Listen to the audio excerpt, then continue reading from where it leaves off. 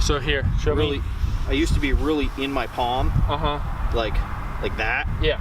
And now that because I used to hit, that was my fix to stop hitting snap hooks. But I think by having it in my knuckles, I have more control.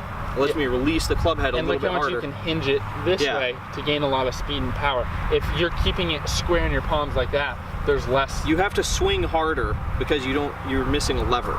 Yeah, exactly. You can't, you're just there.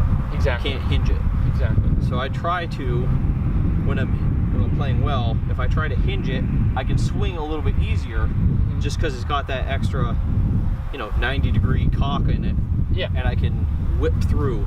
Yeah, and now with that too is like, instead of holding it in your palms a lot like this, instead of dragging the handle, we have this hinge where we can release that and bring it this way towards the golf ball, where we get all that extra speed and we're not just pulling everything through and hoping for the best. Yeah. Good. All right, fix my long iron. I don't know, I feel like I release my hands like that, hit down, and I hit pulls. So let's do it this way. Instead of hitting down on the ball, what if you try to really pick it? So let's see. This tee, and if you wouldn't mind standing next to the chair for me.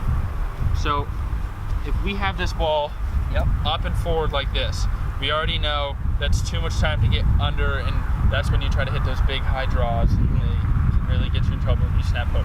But if we tee it down more, like that's what I've been trying lower to... like this, then sometimes we get a little too steep.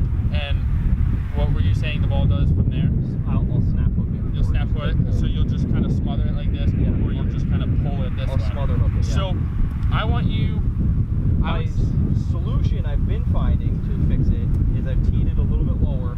So it's like, instead of being half a ball high, like it's a quarter of a ball high. Okay. So it's like, if I brush the grass with a driver, I'm basically just hitting it dead center. Yeah, so you were going to lead me right into my next point. So I was going to say, tee it up a little bit, keep it where it's off the inside part of your thigh like this, and rather than trying to hit down on it or trying to hit up, because there isn't really any chance to hit up on it, we're kind of just picking it off that tee and it's staying super shallow. So almost we're thinking this is like your 5-wood like you have in your hand, super shallow angle of attack. You're not really hitting down, you're not really hitting up, and it doesn't really get you in trouble. So if you're kind of lower like this, we can stay within ourselves. We're not driving in and all of our weight's going out this way, but we're also not staying back here and hitting these big snap hooks. So my back foot, exactly. So I'll try one. I take that all day. So would you. Yeah. So as you can see, like the tee was kind of barely disturbed. It didn't come out of the ground.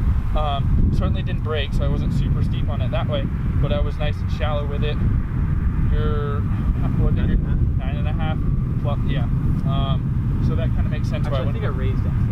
Because it says higher, so it's 11.5 degrees. Yeah, so yours is up, so that kind of makes sense because my personal driver's at 8.25, so my ball flight would have been lower than that, so that makes sense why it went up. But in terms of the reaction that the tee had and how the ball flew, that's kind of what we wanted. Yeah, because I've got my driver